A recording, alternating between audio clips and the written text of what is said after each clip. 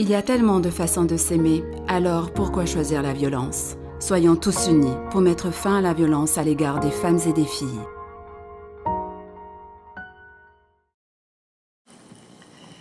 Le bilan 2015 de la délinquance en Outre-mer élaboré par le ministère établit que la Polynésie se distingue par un taux élevé de coups et blessures volontaires dans la sphère intrafamiliale. Il apparaît donc pertinent de s'interroger dans le cadre de ces assises sur ce phénomène aux multiples aspects et conséquences. De nombreuses questions se profilent. Quelle prise en charge pour les jeunes? Comment les aider à sortir de leur mal-être? Le fait d'avoir connu un climat violent implique-t-il nécessairement la mise en place de comportements à risque? Quels sont les facteurs facilitant la résilience? Pour parler de ces thèmes avec nous cet après-midi, nous allons écouter en premier lieu Madame Noélanie Grand, psychologue à la PJJ, Protection judiciaire de la jeunesse, puis Madame Sylvia Quintard, directrice du foyer d'action éducative Association Téparé, et enfin Monsieur Didier Hafner, psychologue du centre hospitalier, détaché auprès du centre pénitentiaire et du foyer d'action éducative FAE. Merci beaucoup.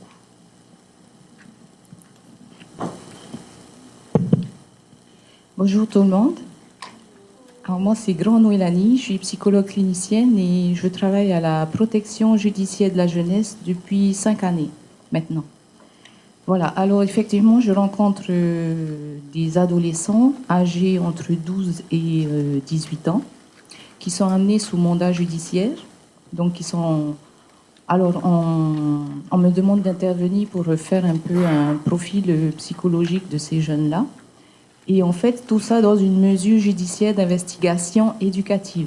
C'est-à-dire que le juge des enfants, afin de pouvoir juger le jeune, nous demande une expertise.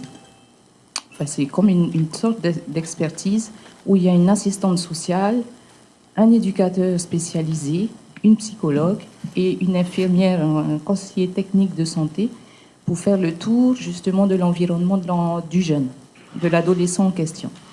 Alors effectivement, on se retrouve à travailler avec les familles. Donc moi, pour ma part, je travaille avec le mineur en question, que le juge m'envoie. Je rencontre les parents. Et ensuite, effectivement, avec les professionnels, que ce soit l'assistante sociale, l'éducateur spécialisé, toute l'équipe pluridisciplinaire, on se voit en synthèse. Et on essaye d'offrir au juge une vision, comment dire ça, une vision d'expertise de chaque champ, en fait. Voilà. Donc on étudie effectivement l'environnement dans sa totalité. En tout cas, on essaye de, comment dire ça, de scanner un peu son environnement. Et effectivement, on rencontre des environnements assez hostiles où effectivement de la violence peut, que ça soit psychologique, physique, peut être mis en exergue. Et donc, c'est ce qu'on essaye d'offrir aux juges afin qu'ils puissent prendre des décisions les plus adaptées, en tout cas, aux jeunes délinquants. Voilà. Donc, la résilience, j'aimerais dire que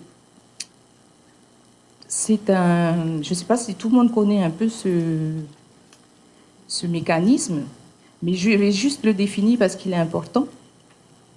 C'est quand même la capacité à tirer profit de l'adversité en se, comment dire ça, en se centrant sur les ressources, comment dire, plus sur les ressources que sur les symptômes.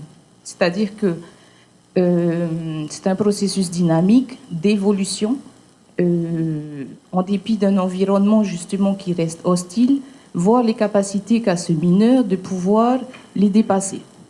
Alors, c'est pas être dans le déni. C'est vraiment se rendre compte qu'effectivement, il y a des difficultés et qu'il a du mal à faire face. Donc, l'acceptation, la digestion et quelle solution il a pour s'en sortir. Donc, c'est tout ça qu'on met en place. En plus, effectivement, des expertises qui sont menées. Donc, ces moments-là sont très intéressants parce que non seulement ils rencontrent au juge des difficultés que rencontre ce mineur, mais aussi ils rencontrent à la famille et aux mineurs des difficultés qu'ils ont dans leur famille. Et ça, c'est super intéressant. Et donc, à la suite de ça, on peut ouvrir sur des orientations beaucoup plus spécialisées, que ce soit en addictologie, dans le service de Madame Brougirou, que ce soit au Farita Mahou, parce que les familles sont assez dépourvues de moyens financiers. Donc, pour un suivi psychologique, pour une médiation, des choses comme ça, c'est beaucoup plus le Farita Mahou. Et on travaille effectivement beaucoup avec la DAS. Voilà, donc on a des partenariats avec un peu toutes les institutions locales. Bon, il en manque, c'est sûr, surtout pour cette tranche d'âge entre 12 et 18 ans. Mais voilà, on arrive à mettre des moyens en place. Bon, voilà. Bon, tous les jeunes qui passent à l'acte, c'est sûr qu'on se doute bien qu'il y a un mal-être au départ. Voilà, pour passer à l'acte, il faut comment dire, ne pas avoir eu les moyens de mettre en mots ce qui nous mettait en mal, en fait. Voilà. Bon, moi, je fais court. Je vais passer le micro à ma collègue. Et si vous avez des questions tout à l'heure, ben voilà. Bonjour, moi c'est Sylvia Quinta. Donc, je suis au foyer d'action éducatif depuis sa création en 1998. Ça fait que 3 semaines que j'ai été nommée directrice du FAE par intérim. Alors, j'interviens aujourd'hui par rapport aux adolescents placés au FAE. Donc, le FAE accueille des mineurs de 13 à 17 ans, garçons et filles.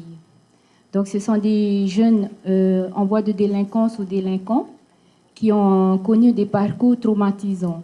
Donc, d'où mon intervention aujourd'hui. Donc, la plupart des jeunes accueillis ont grandi dans un environnement, on va dire, traumatisant, justement les violences intrafamiliales, ou des parents séparés. Mais en tous les cas, ce sont des parcours bien traumatisants pour ces jeunes qui manifestent des passages à l'acte qui sont des modes de communication pour eux. C'est ce qu'on repère. Hein? Donc, le foyer apporte un cadre sécurisant et soutenant pour justement aider ces jeunes à arriver à la résilience, puisque la résilience, c'est être épanoui, mais avec les difficultés qu'on a. Donc, le contenant, c'est le foyer, l'équipe, la prise en charge de proximité, le travail avec les familles, le lien avec les familles, puisque les violences intrafamiliales, les conflits à la maison, donc il n'y a pas de communication. Donc nous, on essaie de remettre de la norme, du lien avec les familles, par des visites, par des rencontres médiatisées. Donc tout ça, ce sont des moyens pour aider le jeune justement à changer de comportement. Pendant toute leur enfance, ils ont connu que ce mode de fonctionnement, donc on va dire c'est une lecture linéaire de reproduire les mêmes comportements, mais ça reste pas impossible le changement. D'où c'est important, en tous les cas, qu'ils soient dans un cadre, j'insiste, dans un cadre sécurisant et soutenant, et en même temps dans une prise en charge cohérente par l'équipe du foyer, cohérente aussi par les partenaires. Donc on a besoin de ce lien social pour ces jeunes qui sont complètement déstructurés. Voilà. Si vous avez des questions après, ben je serai là. Je passe la parole à Didier. Bonjour tout le monde. Alors, voilà, je m'appelle Didier Hafner. Je suis donc psychologue et psychothérapeute, ce qui est quand même une petite différence que j'aime souligner. Et puis, je travaille en fait au service de psychiatrie de l'hôpital. Je travaille en tant que psychologue dans le foyer FAE avec les jeunes adolescents que l'on peut accueillir. Je travaille aussi maintenant à Noutania, ce qui est intéressant puisqu'on voit les détenus. Et c'est vrai que et je suis expert auprès des tribunaux. Que ça soit en expertise auprès des victimes et même auprès des auteurs, que ça soit donc en psychiatrie ou à Noutania ou bien sûr au FAE, et bien évidemment on rencontre énormément de séquelles venant de la violence, et la première étant celle que l'on rencontre dans la famille. C'est une violence qui est régulière, donc qui va engrammer beaucoup de choses. Et on va dire que dans ces éléments que je rencontre le plus souvent. Il y a beaucoup de colère, voire même de rage. Il y a de la dévalorisation, parce qu'au bout d'un certain temps, finalement, à force qu'on nous dise qu'on est nul, on finit par le croire. Il y a de la culpabilité, parce que finalement, si papa il nous bat, c'est peut-être parce qu'on a fait quelque chose de mal. Donc du coup, je suis une mauvaise personne, mais je ne sais même pas pourquoi. Beaucoup d'insécurité, donc on se développe dans un climat d'insécurité. De la honte, etc. Donc les outils, on pourra en parler pendant un certain temps, mais disons que ce sont des outils de psychothérapie que j'utilise en tout cas, comme l'hypnose, le MDR, pour certaines personnes qui connaissent. C'est un travail sur le traumatisme, justement, et c'est effectivement une de mes spécialités, parce que je me suis aperçu que dans toutes les prises en charge, il y avait du trauma de l'enfance. Donc voilà, après, les formes de résilience, heureusement, oui, je suis aussi instructeur en mindfulness, qui est, on a appelé ça pleine conscience, donc c'est des techniques un peu de méditation, de recentrage sur soi-même, retiré de tout le contexte religieux qu'il peut y avoir.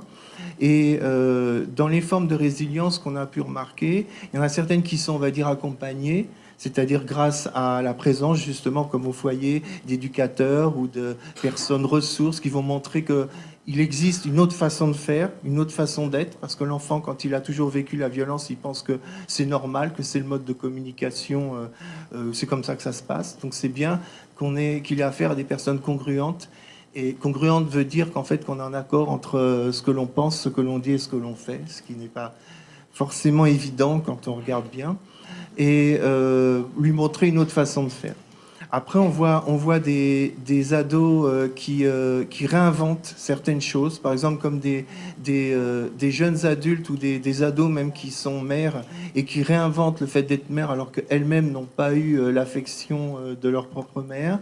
On voit beaucoup d'adolescents qui, grâce au fait de retrouver une forme d'estime de soi, parce que ce que j'ai oublié effectivement dans les critères comme la dévalorisation, etc., bien sûr, il y a une grosse baisse de l'estime de soi, et tout ce qui peut faciliter de trouver des ressources, de montrer, parce que souvent, en fait, l'adolescent, il est dans une généralisation, je suis bientôt terminé, et donc, en fait, du coup, il est nul, il est à la limite, il est à jeter à la poubelle. Et là, lui montrer que finalement, il a des ressources, il peut faire certaines choses, et l'accompagner dans ses ressources aide à redorer le blason de l'estime de soi. Donc il y a un certain nombre de choses qu'on repère au niveau de la résilience, mais c'est vrai que le travail sur le traumatisme, donc sur le passé, et sur l'apaisement des mémoires du passé, pour moi est un cheval de bataille extrêmement important, et que je m'attelle à donc travailler avec toutes les personnes que je rencontre. Merci beaucoup pour vos interventions qui sont assez courtes et qui vont permettre d'avoir le champ des questions. Alors, première question à nos intervenants extérieurs. Au Canada, quelle est votre expérience sur cette thématique des violences intrafamiliales ?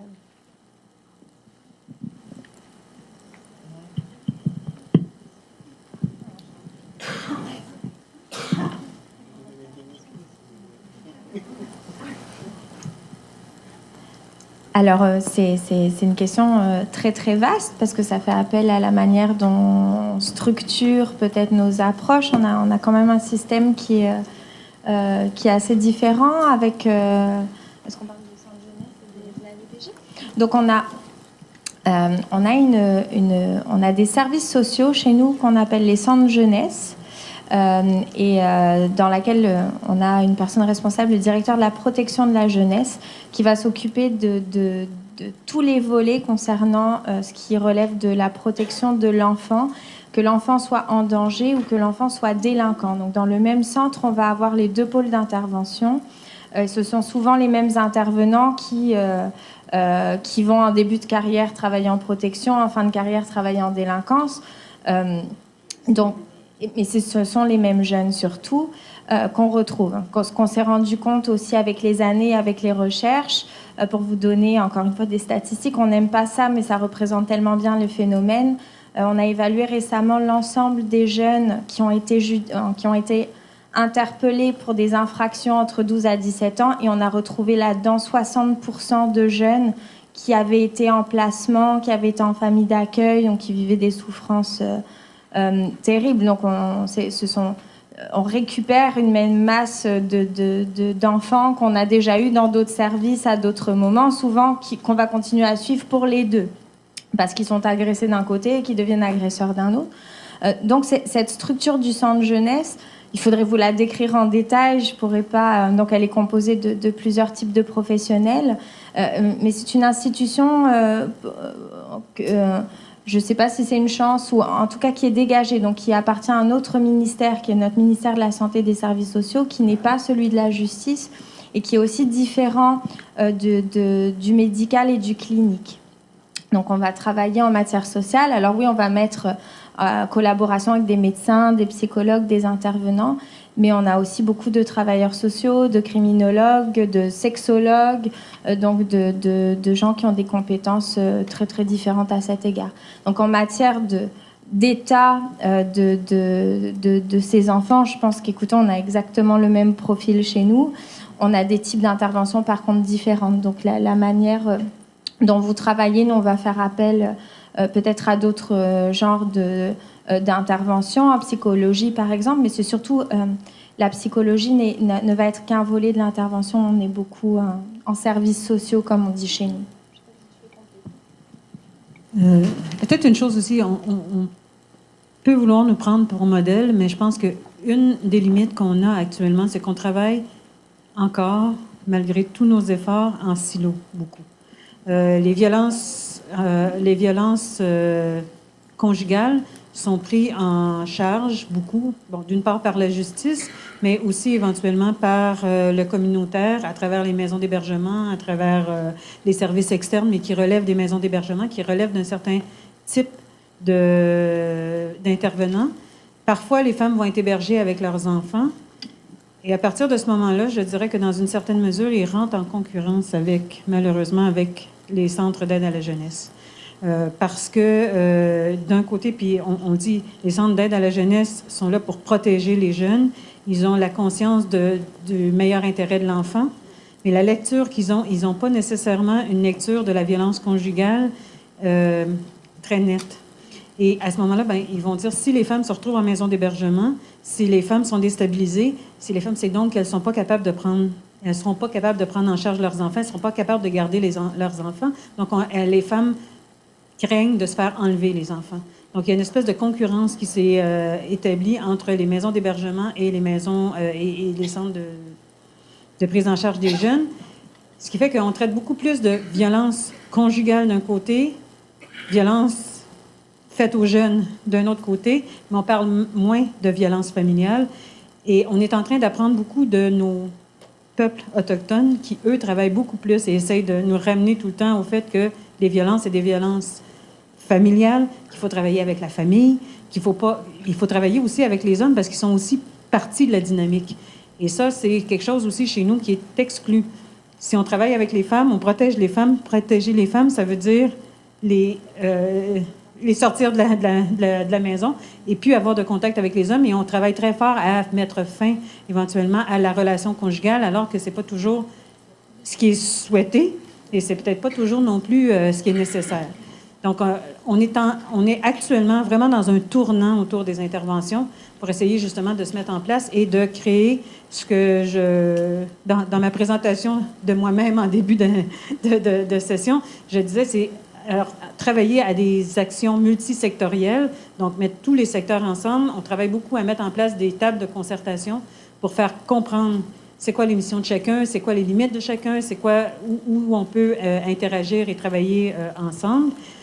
Et aussi des savoirs aussi multidisciplinaires, parce que on a tendance et on le disait, il y a une concurrence aussi entre les travailleurs sociaux, les psychologues, les médecins. Tout le monde veut prendre en charge d'une certaine façon, mais il n'y a pas de...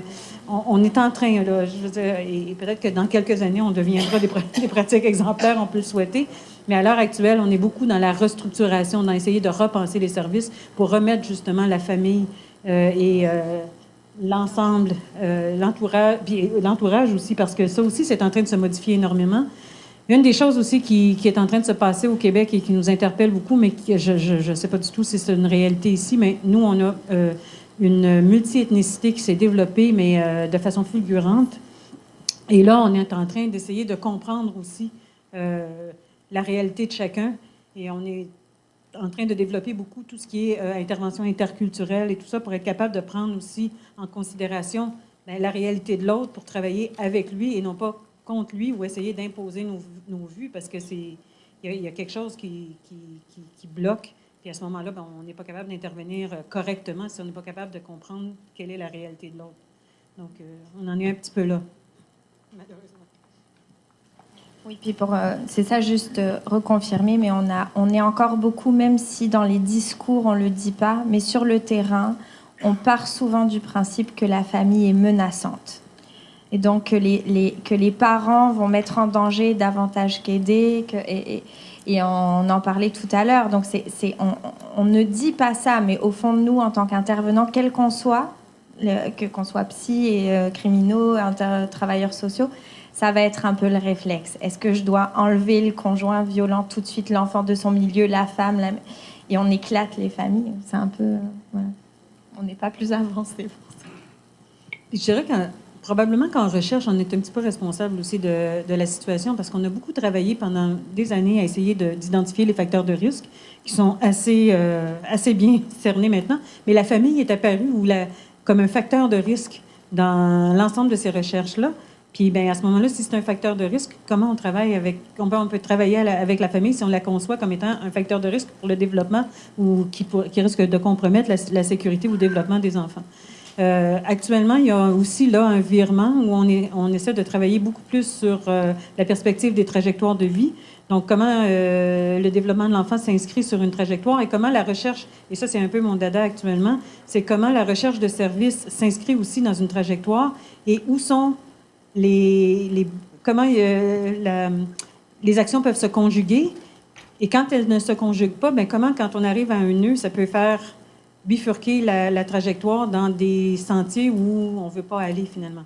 Donc, on est en train d'essayer d'identifier où sont les nœuds, où sont les réponses, notamment en violence conjugale. Bien, ce qu'on s'aperçoit, c'est que quand les femmes vont chercher à l'aide, même à l'intérieur de la famille, première réponse, c'est « Bien là, qu'est-ce qui se passe? Il doit être fatigué, tu dois être déprimé. » Bon, mais on essaie beaucoup encore maintenant de faire porter la responsabilité sur la femme.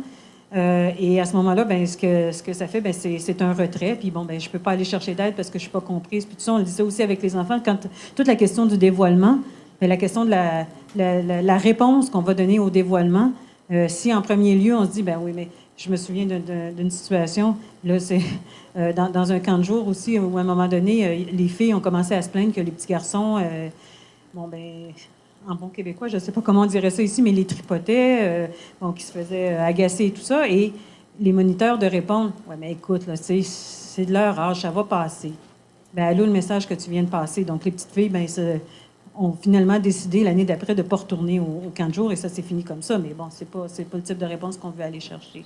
Donc, c'est un petit peu ça qu'on essaye de mettre à jour aussi, comment, bon, ben, faire en sorte que la trajectoire soit une trajectoire, j'aimais beaucoup les mots tantôt, soit à la fois cohérente, soit finalement complémentaire.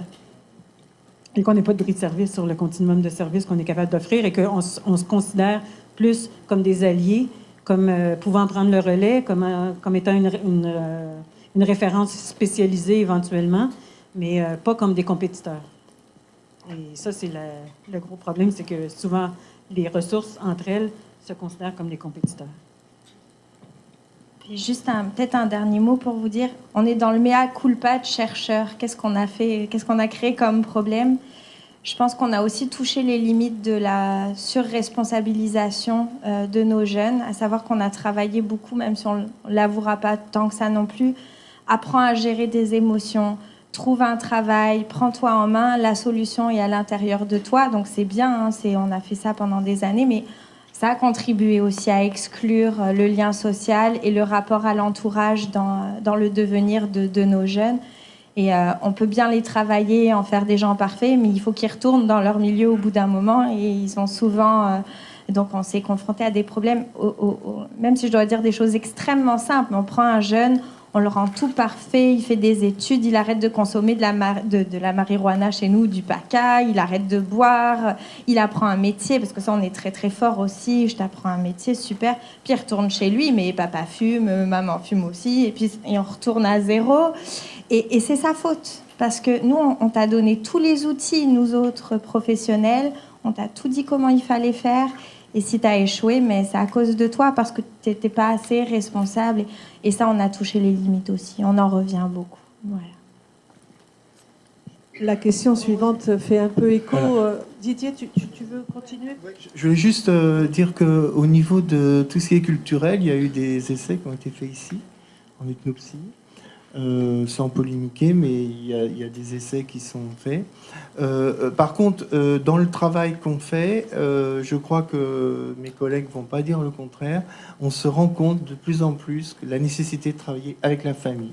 Donc déjà, nous, au FAE, dans ce foyer, bien sûr qu'on ne va jamais se substituer à la famille et on les rencontre, mais en fait, on s'aperçoit qu'il manque même une disponibilité pour aider ces familles, parce soit on leur prend leurs enfants, soit on leur ramène, mais en fait on ne les a pas aidés forcément toujours à être plus capables, parce qu'eux aussi ont vécu des traumas, eux aussi ont peut-être vécu la violence de leurs parents, etc., même c'est souvent le cas, et là il n'y a pas grand-chose qui est fait, plus ça va, plus on se dit que ça manque cruellement.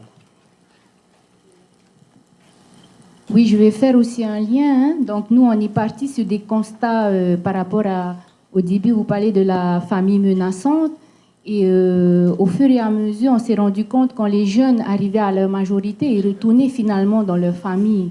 Donc, à partir de ce constat, on s'est dit, bien que la famille soit défaillante ou en difficulté, on travaille avec le peu qu'ils ont, mais il faut travailler avec les familles. Donc, aujourd'hui, on apporte une prise en charge de proximité. On essaie, même si on est un foyer, on n'est pas en milieu ouvert, on essaie quand même du mieux qu'on peut d'intégrer la famille dans le parcours du placement du jeune. Parce qu'à un moment donné, même si nous n'avons pas décidé qu'il doit retourner chez lui, à sa majorité, il va rentrer chez lui dans cet environnement qui est resté le même, alors que lui, il a évolué. Donc, quelque part, pendant tout le temps du placement, aujourd'hui, on implique complètement les parents dans l'évolution du jeune. Qu'ils soient, peu importe leurs conditions de vie, peu importe leurs difficultés, on avance petit à petit. C'est-à-dire, on traite le jeune et on traite la famille et on fait le lien. Voilà, merci. Alors, je vais rester ici parce que là, la table commence à se couvrir de questions. Alors, une première question qui n'est pas forcément évidente pour des professionnels psychologues ou thérapeutes. Peut-on faire ce travail de reconstruction personnelle, d'estime de soi, seul? Par exemple, avec le net, avec des vidéos sur YouTube, tant quand on est parent que quand on est adolescent.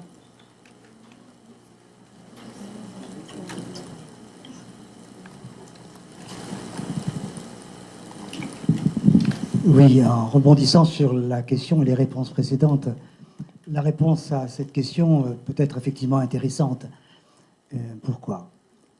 Parce que imaginez que quelqu'un puisse retourner seul et sans environnement, sans secours, la situation dans laquelle il est, c'est imaginer qu'il est capable de s'auto-inventer, de s'auto-engendrer, de s'auto-créer. Autrement dit, c'est la pleine utopie. Pourquoi? Il faut reprendre la question précédente pour trouver du sens à celle-ci. Qu'est-ce que ça veut dire une entrée en délinquance? Sinon que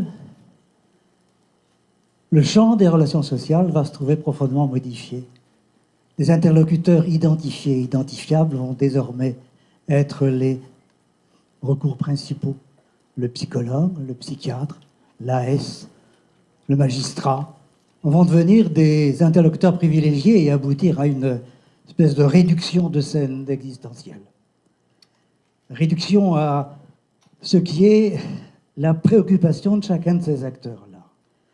Autrement dit, l'enfant entrant en délinquance ou l'adolescent entrant en délinquance va devoir s'auto-prescrire les intérêts mis en jeu par chacune des professions susnommées.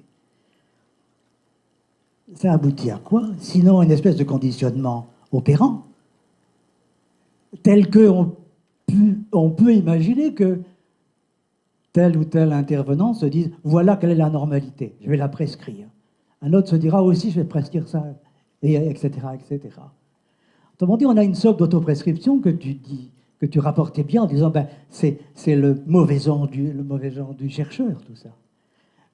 Pourquoi? Ben parce qu'on oublie que ce qui est en cause, c'est le lien social. Ce qui est en cause, c'est la subjectivité. Et non pas une série de facteurs facilitateurs ou renforçateurs de troubles du comportement. Donc la seule issue, c'est certainement de faire des programmes, mais pas d'y rester. La seule issue, c'est certainement de travailler sur les endroits ou les ressources de la personne. Certes, mais tout ça, c'est un peu de l'utopie quand même. Comment travailler sur des ressources quand des écrans massifs interviennent et empêchent de procéder à une quelconque estime de soi-même pour se promouvoir? Donc il y a bien un travail antérieur. Et le travail antérieur, c'est un travail sur le réseau, c'est un travail sur l'environnement, c'est un travail de restimulation permanente de l'environnement, c'est un travail d'interpellation de l'environnement. Et ce travail d'interpellation de l'environnement, celui qui rentre en délinquance ne va pas pouvoir le faire. Par contre, celui qui est chargé d'accompagner cette entrée en délinquance peut effectivement en trouver les moyens. À partir du moment où on se dit bien que être délinquant ou criminel, c'est pas dans les gènes, qu'on ne naît pas comme ça, à partir de ce moment-là, on se dit qu'il y a un environnement qui a été créateur de tout cela, mais que ça n'est pas en se centrant sur le symptôme de l'environnement qu'on va modifier quoi que ce soit.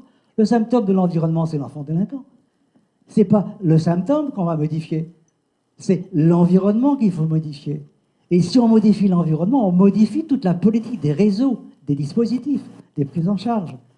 Et alors on se trouve contraint de penser en termes d'intersubjectivité professionnelle.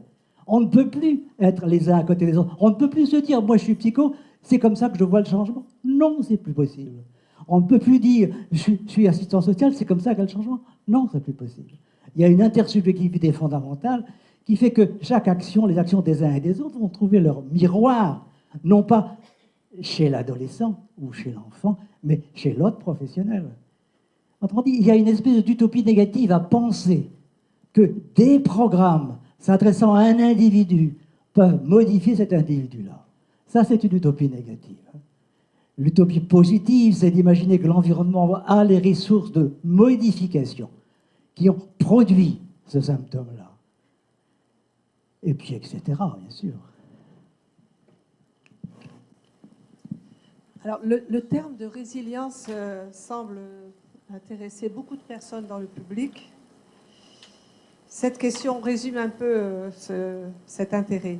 Pouvez-vous nous préciser à quel moment de la vie des personnes en difficulté trouvent cette résilience en elles? Et la deuxième question subsidiaire, ça serait, pouvez-vous aider, vous, les professionnels, à trouver cette résilience en la personne? Là encore, il faut répondre. Enfin, je dirais que la question, il faut un peu la déplacer. S'agit-il d'une question de résilience ou de désistance? Et c'est pas pareil du tout.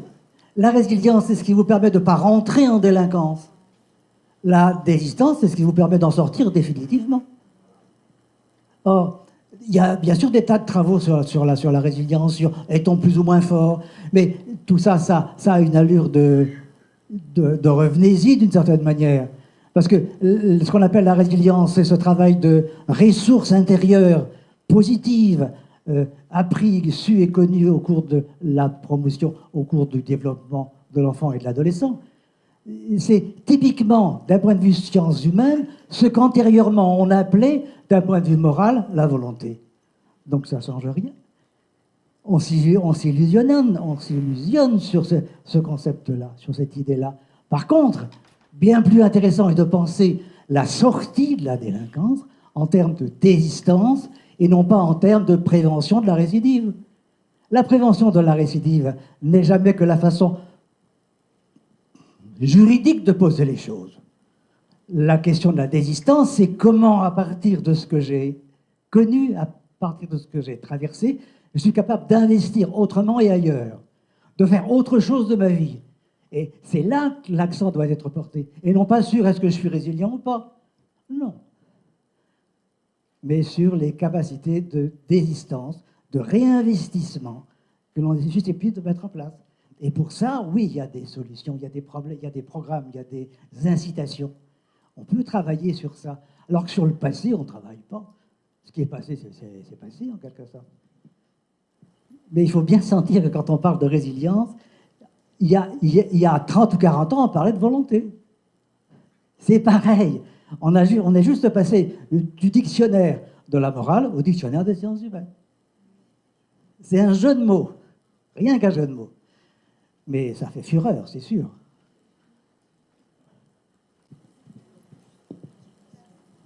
Pour la deuxième question, moi je dirais que nous sommes tous des tuteurs pour amener la personne en difficulté vers la résilience ou la désistance. Tant qu'on est bienveillant, la personne en difficulté va accrocher et donc va prendre cette énergie positive pour s'épanouir. Donc moi je dirais, c'est pas que les professionnels, quand on parle d'environnement familial, on parle de l'environnement. Donc dès lors où celui qui est en difficulté trouve quelqu'un de bien traitant, ben le processus il commence déjà. Et après, s'il y a une cohérence dans toutes les rencontres qu'il va avoir, il va normalement, il est amené à changer et à s'épanouir. Pour la première question, c'est difficile de dire déjà est-ce que la résilience existe ou pas, et si elle existe et qu'est-ce que c'est. Je crois que c'est pour chaque personne différent. Donc on peut pas dire à tel âge il se passe quelque chose ou pas. Je pense que ça n'a pas beaucoup de sens. Par contre, c'est vrai qu'en travaillant avec tout le public qu'on a, on s'aperçoit vraiment que finalement la question, la résilience, c'est magique parce que ça donne des solutions sur quelque chose qui est censé être insoluble. Donc c'est sûr que ça fait fureur, c'est un concept qui va nous intéresser beaucoup. Mais finalement, moi je pose la question, de par mon expérience, les gens sont encore en survie et ne passent pas véritablement dans la vie. Donc on apprend à vivre en survie à travers ce qu'on a vécu. Mais le fait de passer de la survie à la vie, je ne suis pas sûr que ça soit vraiment la résilience, c'est autre chose. C'est un réel travail autre.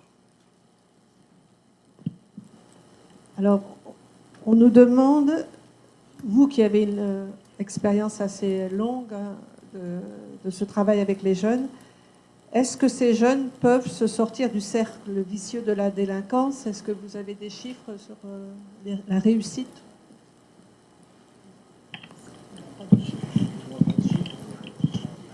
Alors, j'ai pas de chiffres. Par contre, je peux dire qu'il y en a qui s'en sortent. Hein. Sinon, je ne serais pas là. Donc, j'ai cet espoir. Hein. Et oui, il y en a qui s'en sortent, mais ils auront toujours des parcours, on va dire, en dents de scie, puisque quand on est en grande souffrance, cette souffrance, elle reste, elle ne disparaît pas. Donc, quelque part, il y aura des épisodes qui vont rechuter, mais il y en a qui s'en sortent. Et ça s'appelle aussi la résilience. Il faut voir aussi que on est là pour parler des jeunes qui ont des difficultés, mais et je commence toujours mon discours de la même façon. Il y a quand même beaucoup de jeunes qui fonctionnent bien. Et il faut tabler sur ces jeunes qui fonctionnent bien aussi, peut-être s'en faire des alliés aussi. Et un mot qui m'obsède depuis qu'on a commencé les assises et que je trouve fort intéressant, c'est qu'on parle beaucoup d'accompagnement. Accompagner les gens dans leur démarche. Accompagner les gens dans leur démarche, ça veut dire qu'on leur laisse une certaine autonomie pour progresser. On ne parle pas tant de traitement ou d'intervention comme on l'a fait.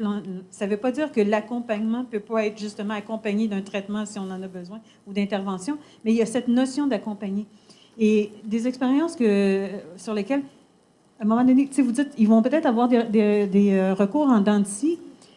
Ça m'amène à dire que dans la conception des services, il faut que si, par exemple, le jeune a eu recours à un psychologue, par exemple, ou à un travailleur, ou un intervenant qui est pour lui devenu significatif, il faudrait que tout au long de sa vie, ou en tout cas, tant que l'intervenant est encore là, qu'il puisse avoir recours à cet intervenant-là. Ça finit pas, il n'y a pas quelque chose qui finit, parce qu'un jour, il va ressentir un besoin, et il y aura peut-être le besoin de se tourner vers cet intervenant-là, peut-être pas pendant longtemps, juste pour y redonner un petit boost, pour leur tourner en disant, bon, ben on va t'acheminer, ou tu as un petit moment de...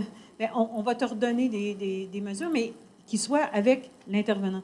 Une des choses dont on parlait aussi, nous, en tout cas, on travaille beaucoup là-dessus, parce que les services étaient discontinus. Tu as les services à l'enfance, à l'adolescence, puis ensuite, tu as les services adultes. Et quand le jeune arrive à la majorité, qui est chez nous à 18 ans, bien, il se retrouvait « bonjour », et souvent, puis on a même l'image de « tu prends ton sac », tu sors dehors, et puis bon, ben si tu n'as pas suffisamment cheminé, ben la prochaine fois, c'est les services adultes. Et c'était même une menace pour s'en sortir en disant, ben la prochaine fois, c'est les services adultes qui vont te prendre en charge, puis les conséquences vont être encore beaucoup plus graves pour toi. Fait que organise-toi pour avoir fait ton cheminement avant d'avoir 18 ans.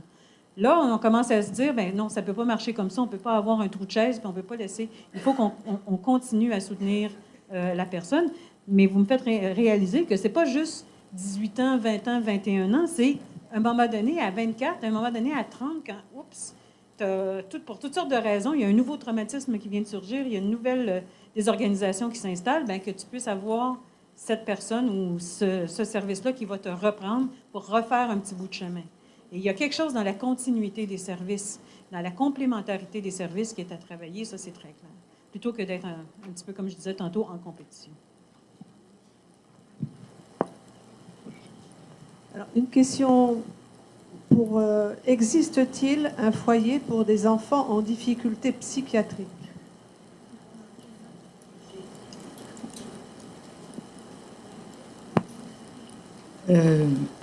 Moi, de ma connaissance, un foyer, non. Si c'est un foyer, j'en ai pas connaissance en tout cas. Pas sur le territoire, où je suis mal informée.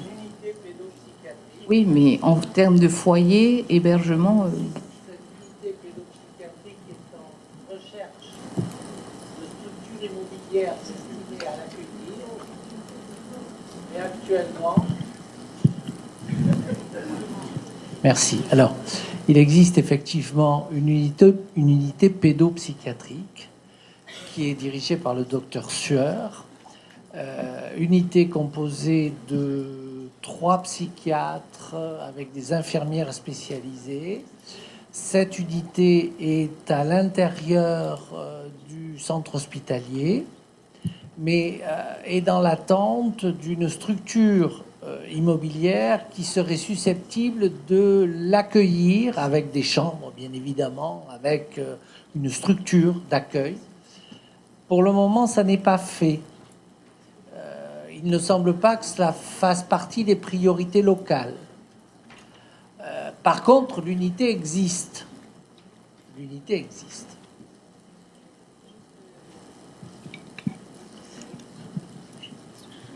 Juste effectivement rebondir sur ce qui a été déclaré là.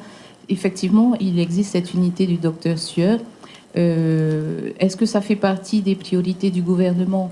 Je ne sais pas, mais ce qui est sûr, c'est qu'ils sont à la source de cette unité-là, puisque à l'époque déjà, il y a 2-3 ans, on nous a demandé de travailler sur un projet justement pouvant mettre en place justement un hébergement pour des cas d'adolescents psychiatriques. Tout ça a été fait par la demande des juges, donc du ministère de la Justice et du ministère de la Santé. Donc c'est en travail en tout cas de partenariat de ministères qu'ils ont pu mettre en place justement effectivement enfin, nous, à l'époque, on l'avait appelé le COSA, c'est-à-dire qu'il y avait 8 lits d'hospitalisation où on pouvait mettre aussi des gamins, parce qu'on en rencontre aussi avec des pathologies bien lourdes, qu'on pouvait les mettre, en tout cas, en hébergement dans cette structure, en tout cas, en projet. de l'époque. Hein. Une question du public. Bonjour. Bonjour. C'est Marion Aguilar. Je voudrais poser la question à Didier sur comment nous, les associations, peut orienter les personnes, ce que vous êtes en train de s'expliquer depuis hier et aujourd'hui, sur les enfants maltraités, qui ont des difficultés, que moi, sur le terrain, bénévolement, je rencontre beaucoup des enfants de cet âge de 12 à 18 ans qui viennent se partager à moi, que j'oriente aussi dans les professionnels qui ne sont pas en sortie. Et puis, en vous écoutant, j'ai l'impression que c'est peut-être vous la clé. Il a l'habitude d'être la clé. Ok. Alors, mais ça dépend s'il s'agit du service de psychiatrie, s'il s'agit du FAE. Il y a des protocoles par exemple, pour la psychiatrie. Après, pour le foyer, eh bien, il y a les partenaires, hein, les affaires sociales, la PJJ. On ne peut pas forcément directement interpeller en tout cas, en psychiatrie, on ne peut pas m'interpeller directement. Il faut que ça passe par un psychiatre. Mais il y a moyen. Il suffit de dire que vous ne voulez pas de traitement médical et que vous voulez voir un psychologue. Et dans ce cas-là, vous pouvez, effectivement. Mais en psychiatrie, ça concerne les adultes. Hein. Voilà. C'est possible. Alors, Didier, tout à l'heure, vous voulez intervenir, madame? Didier, tu as parlé de méditation et ça a provoqué aussi quelques questions dans le public. Il y a des personnes qui demandent si d'autres techniques, yoga ou méditation, peuvent aider. Oui. Ah oui, complètement. Alors, moi, je suis instructeur en mindfulness, mais je suis sophrologue aussi. Le yoga, toutes les techniques qui permettent un recentrage sur soi-même, une écoute intérieure. Par exemple, des techniques qui vont aider à prendre conscience de toutes les pensées négatives qui tournent, hein, et qui font leur travail de sape d'une façon d'autant plus forte qu'elles sont souvent inconscientes. Donc, prendre conscience de ce travail-là et prendre de la distance avec sa souffrance, s'apercevoir qu'une pensée ou une image qui est reliée d'ailleurs, parce que c'est souvent les feedbacks, hein, du trauma qui reviennent, une image comme ça peut nous envahir pendant 2 jours, alors qu'avec un certain type de travail, ça met 5 minutes et elle ne nous envahit pas complètement. On arrive à la voir arriver, donc prendre de la distance, oui. Donc toutes ces techniques-là, yoga, relaxation, méditation... Ce sont des techniques qui sont utilisées au Canada ou en France? Probablement. En France métropolitaine, il est devenu d'usage que le MDR soit prescrit, l'hypnose soit prescrit, et toutes les techniques d'accompagnement qui font appel à la pleine conscience. C'est rentré dans certains cercles psychologiques, je veux dire. Hein. Dans d'autres cercles, non. Mais dans certains cercles psychologiques, toutes ces techniques-là sont offertes, de même que le tai chi, de même que le qigong, etc., etc. Oui, tout à fait. Oui. Mais ça dépend des cercles psychologiques dans lesquels vous êtes. Il y a des cercles psychologiques qui excluent totalement tout recours à des médiations de ce type-là.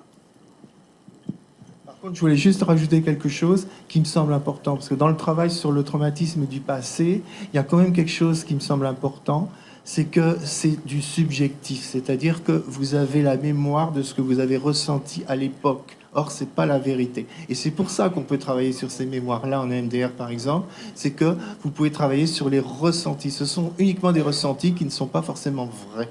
Et c'est là où on peut faire un travail, comme quand vous vous réveillez d'un cauchemar, votre cerveau, il a fait palpiter votre cœur et vous êtes en sueur alors que ce ne sont guère que des pensées. On peut travailler sur les pensées qui ont été enregistrées, les mémoires traumatiques, parce que ce ne sont que des ressentis, ce ne sont pas forcément la vérité à 100%. C'est un élément très important qui permet ce travail-là. Madame ? Juste pour répondre à la question qui avait été posée tout à l'heure par rapport à l'hébergement des enfants et des adolescents en particulier, Dans le projet dans le SOS, dans le schéma d'organisation sanitaire, il est prévu de créer un pôle de santé mentale avec des lits d'urgence pour justement pour enfants adolescents. Et donc, la première pierre de ce pôle doit être posée demain à 11h. Voilà. Alors, à propos également d'hébergement, moi je voudrais vous faire part d'une expérience que j'ai eue lors d'une formation en métropole. Il s'agissait de l'accueil familial thérapeutique. Donc j'y pensais en vous en entendant parler.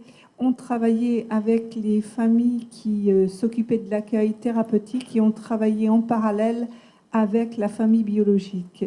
Et notre devise était se séparer pour mieux se relier. Et je pense que ça, c'est une alternative aussi de soins qu'on pourrait envisager de mettre en place pour que les enfants puissent se construire ou se reconstruire. Merci. Une autre question? Je crois que c'était déjà fait. Bonjour.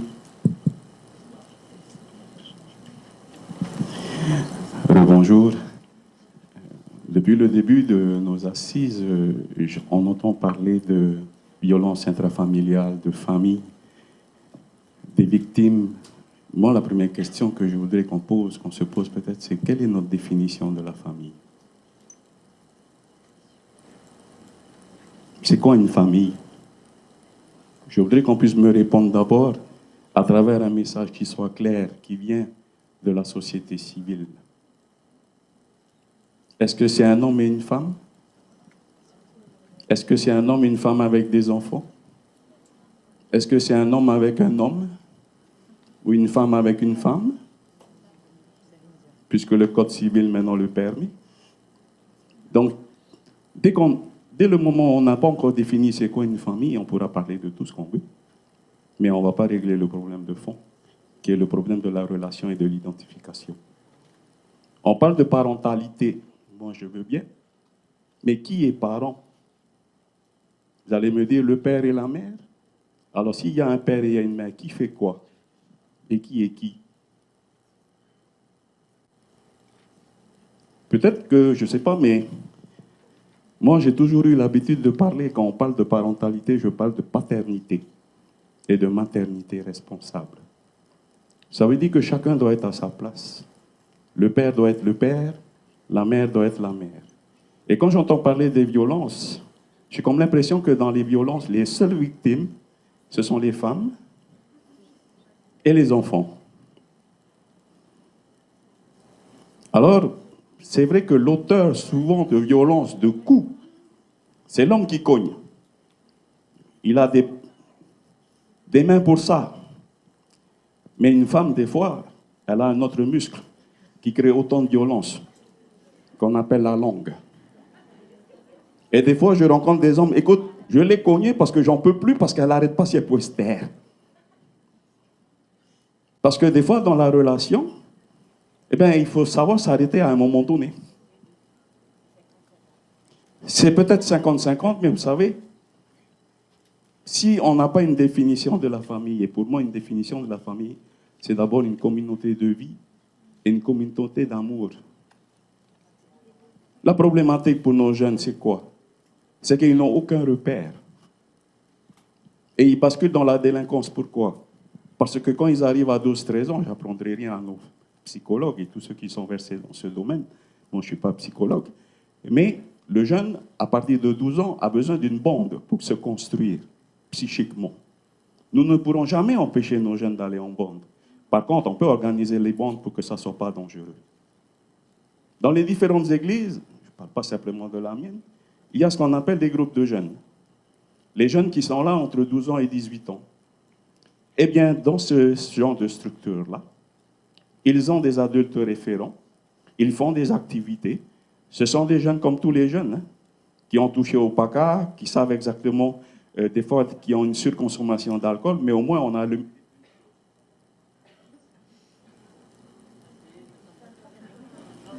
y a le mérite, c'est qu'il y a ces structures qui existent.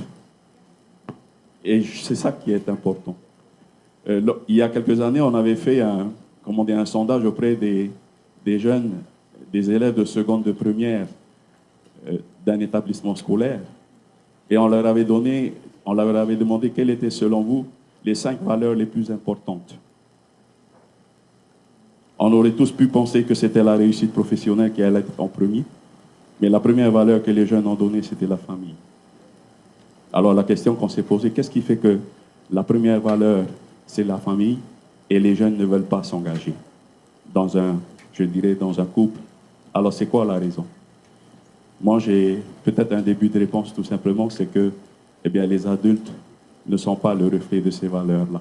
Et c'est ça qui fait qu'ils ont peur de s'engager. Alors j'aimerais que, quelque part, à un moment donné, on puisse véritablement se poser la question, quand on parle de famille, c'est quoi exactement une famille? Parce que si nous, adultes, on pourra répondre à cette question-là clairement, à ce moment-là, pour nos jeunes, ça sera aussi très clair. Et les valeurs qui vont avec seront aussi construites. Merci.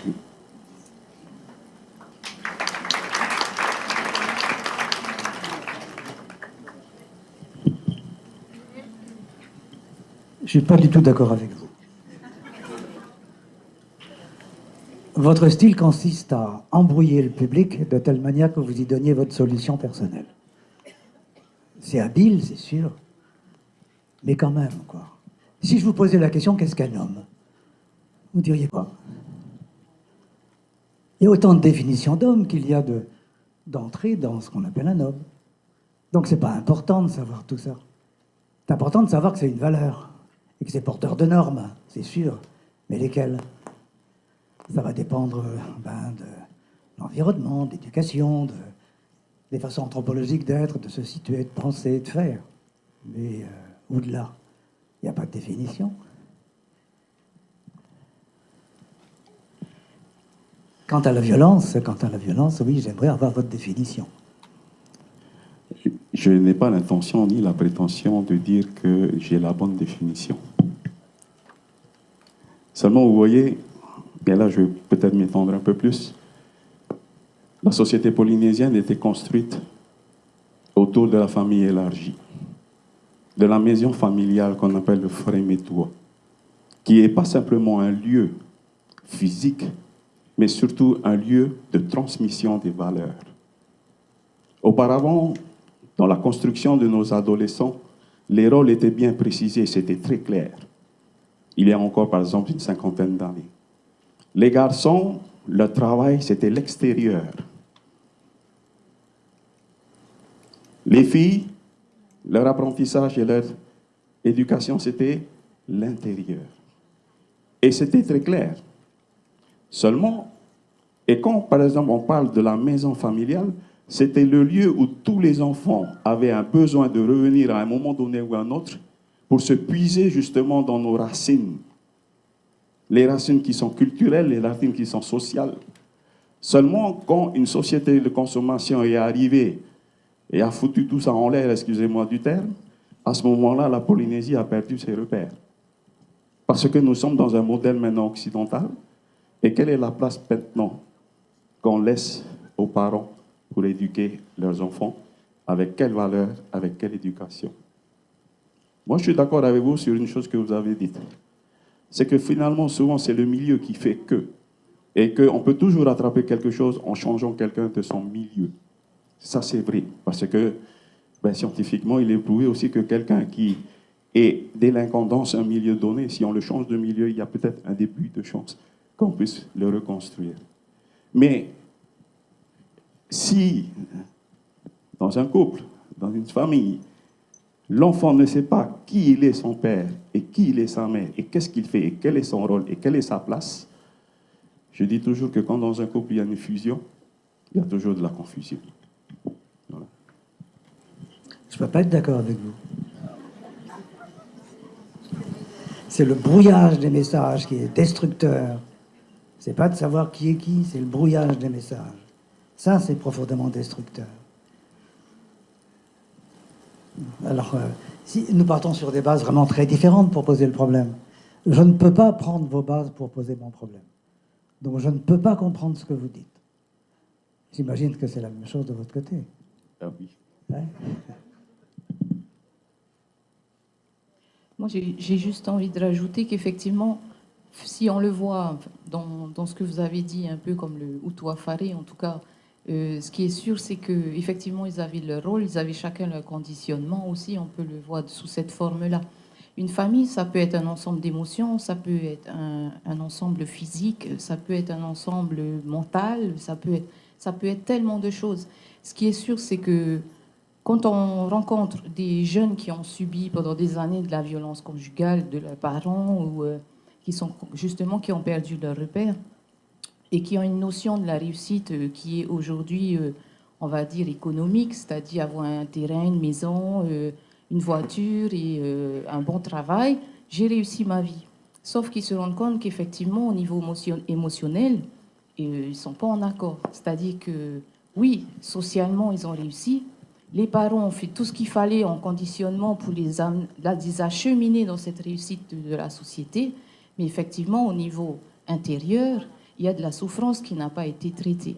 Donc, c'est un peu ce qu'on fait, nous, en tout cas, au sein de la PJJ, avec les éducateurs. Parce qu'après l'audience, le juge peut demander à ce qu'il soit suivi par la PJJ, protection judiciaire de la jeunesse. Donc, les éducateurs travaillent avec ces jeunes-là sur des activités, voilà. On fait aussi de la médiation familiale.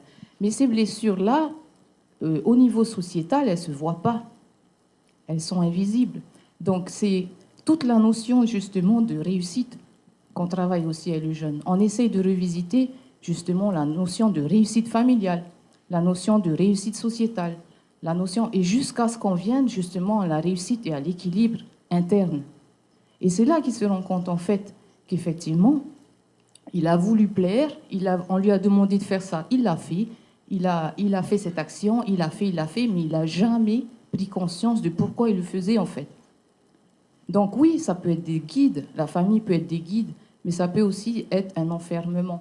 Ça peut être une ressource comme ça peut être un emprisonnement. Donc c'est tout ça qu'on essaye. On essaye de lui ouvrir vraiment une vision large avec des palettes d'interprétation, mais surtout son équilibre interne. Donc, ils arrivent à la fin en disant, effectivement, mon équilibre interne, c'est ma réussite. Parce que quelqu'un qui est équilibré, en tout cas qui essaye de s'équilibrer journalièrement, tout quotidiennement, ben, il ne fait pas de mal, puisqu'il est en paix. Voilà, donc c'est tout un des processus de conscientisation, c'est plein d'ateliers, c'est plein de choses en collectif, en individuel, c'est plein d'activités qui sont mises en place afin que lui déjà arrive à se comprendre et arrive à entendre ses émotions. C'est déjà beaucoup à l'adolescence. Voilà, merci. Et merci beaucoup. Et je voudrais peut-être juste rappeler quelque chose de presque évident, mais la violence intrafamiliale, la violence conjugale, elle a toujours existé dans toutes les sociétés. Et elle est à la baisse, même si les taux avec lesquels on travaille aujourd'hui nous préoccupent énormément. C'est malheureusement une chance que d'avoir le temps de se préoccuper de ça dans un monde où, justement, on a moins à faire sur beaucoup d'autres causes qui nous préoccupaient autrefois. Mais c'est un phénomène aussi parfaitement international. Et je vous dirais que c'est inversement proportionnel à l'éclatement des familles. C'est-à-dire que on a aujourd'hui des familles, c'est vrai, qui partent un peu dans tous les sens, qui sont de plus en plus modernes, de plus en plus les rôles des hommes, des femmes, tout a un peu mélangé. Mais ça a pas, la violence conjugale, la violence intrafamiliale ne date pas de ce phénomène-là, elle remonte à bien avant. Et dans des familles très, très structurées et très à l'ancienne, il y en avait encore plus de violence. Donc, je pense que ce sont des phénomènes qui sont un petit peu différents. Voilà. Je vous remercie d'avoir clôturé en quelque sorte cette table ronde sur ces mots plutôt positifs. Et je vous propose de faire une petite pause parce que nous avons encore après une autre table ronde assez intense aussi.